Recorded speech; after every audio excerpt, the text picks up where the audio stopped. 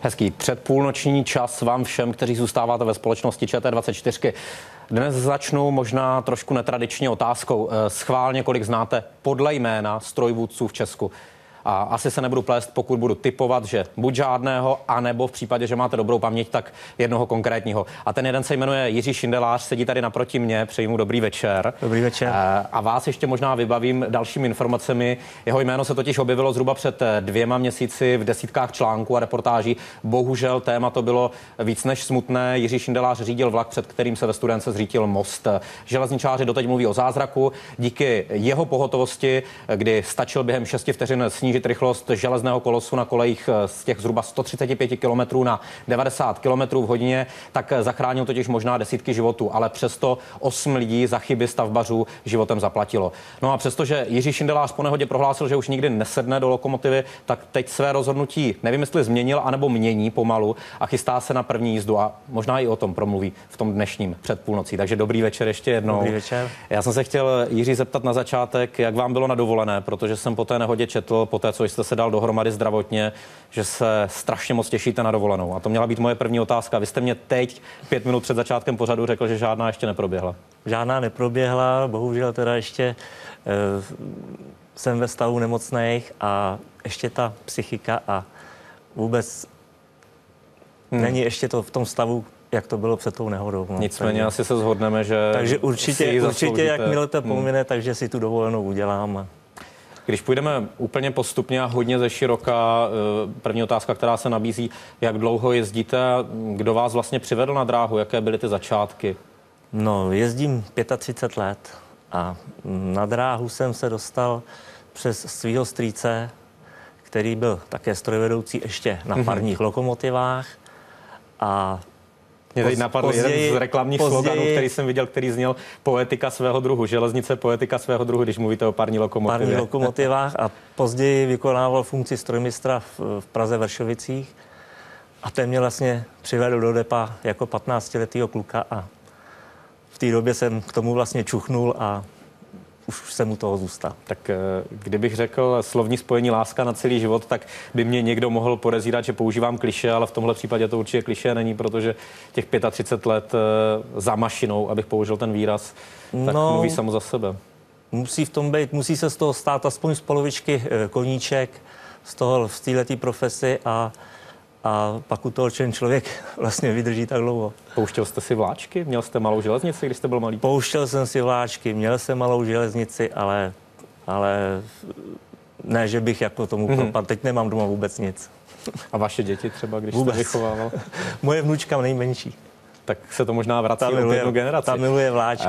Začali jsme veselé, byť železnice asi není jenom veselá, a teď nenáražím na tu konkrétní nehodu, ale na to všechno, co strojvedoucí musí řešit a s čím se během toho profesionálního života setká. A o vás vím, že těch věcí bylo víc.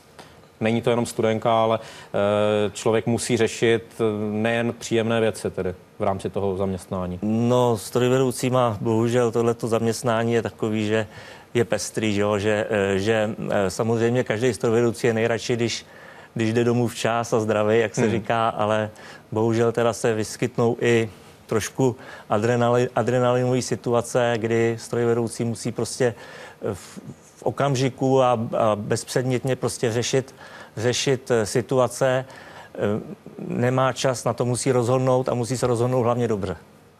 Jak vám k tomu pomáhá nějaká příprava nebo trénink? Co všechno předtím, než vyjedete, nebo během toho, co jezdíte, tak co máte navíc k tomu, abyste se zdokonaloval v těchto reakcích, které jste teď popsal? To všechno je praxe letama. To všechno je praxe letama a trénink v tom nevidím. To se prostě stává praxí, že jo, tyhle řešení těch situací. Samozřejmě každá situace je jiná. Buďme možná konkrétní. Co máte za sebou z těch věcí, kde, jak jste sám teď popisoval, jste se musel rozhodnout, udělat nějaké rozhodnutí? Za tu kariéru toho asi bylo spousta, těžko tady budeme o všem mluvit, ale jaké věci vám zůstávají v hlavě? No, zůstává mi v hlavě například Lukavice na Moravě, že tam proti mě vypadnul jedoucí nákladní vlak A takže to mi zůstává v hlavě. Co se s tím dá dělat? No, použít rychle brzdu a de facto čekat, děj se vůle boží, jak se říká, no. Jak časté jsou Tam jsem ani neměl čas do té strojovny utíct, tam jsem se pouze skoval vlastně za pult a rozbilo mi to přední okna, že jo, takže tam jsem se ani z té sedačky nezvedl vlastně. Já jsem chtěl dát otázku, jak časté jsou tyhle ty situace, ale vy jste mě pomohl ještě k jiné otázce. Ne.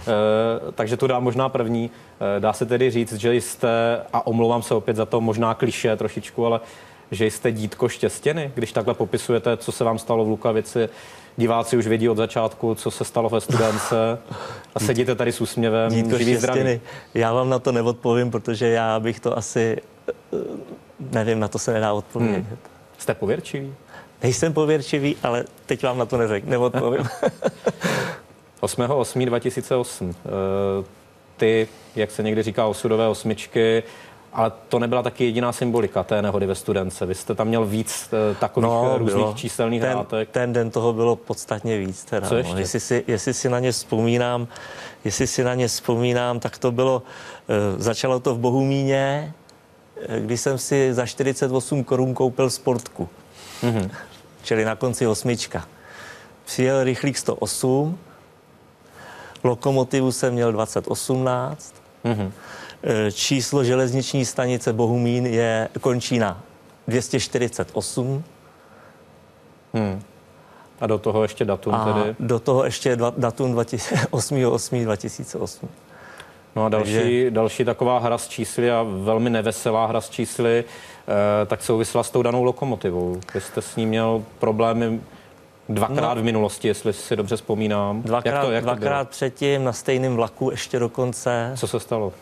No, udělal jsem takzvanou neschopnost, protože lokomotiva odmítla jet.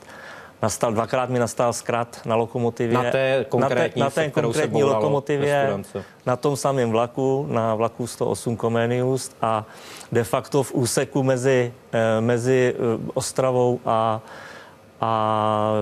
poprvé to bylo v Jistebníku, po druhé to bylo v Polance nad Odrou a po třetí jsem teda dojel až do Studenky. Takže... Já jsem se ptal vás, jestli jste pověrčiví, ale možná kdybych tu otázku dal obecně. Je v té profesi strojvůdců nebo vůbec obecně železničářů právě takováto nějaká pověrčivost? Protože přece jenom, když po třetí fasujete lokomotivu, se kterou dvakrát předtím byly problémy, nepřipomenu vám to někdo, tak podívej, Jirko, tady máš lokomotivu.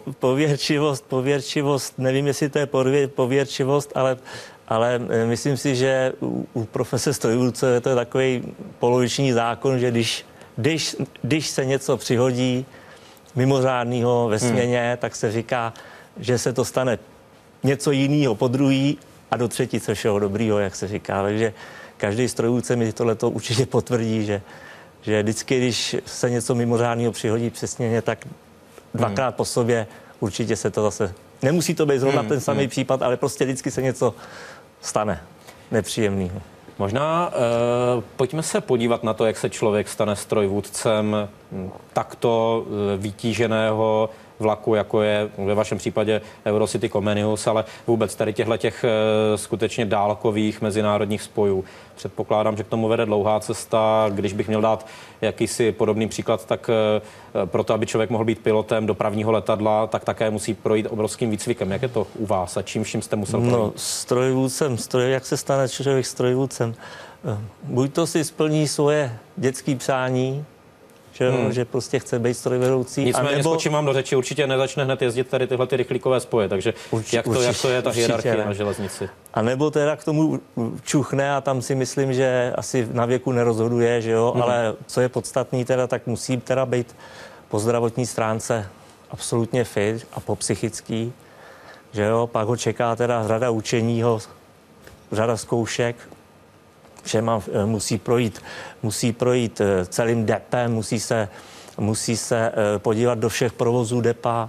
Zácvik trvá asi 2 roky, aspoň teda u mě, nevím jak teďko. Jo, pak teda se dostane jakoby na trať. Já jsem ještě v té době jezdíval asi 2,5 roku jako pomocník strojvedoucího, teď už pomocníci strojvedoucího neexistují, což si myslím, že je velká škoda, protože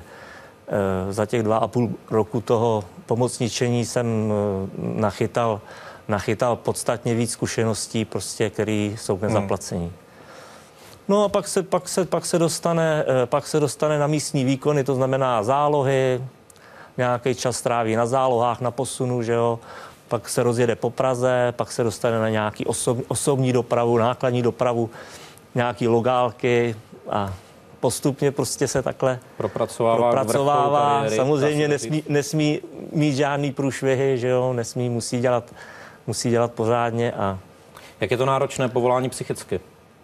Psychicky náročný povolání, no, jak jsem říkal, strojvedoucí je nejspokojenější, když jde domů včas a zdravej. To znamená, když jde domů včas a zdravej, tak ta psychika vlastně je v pořádku u toho strojvůdce, že jo, ale jsou situace, kdy prostě strojvedoucí musí něco řešit, že jo, a tam ta psychika, tam prostě ten strojvůdce tu psychiku musí udržet na úzdě, že jo, a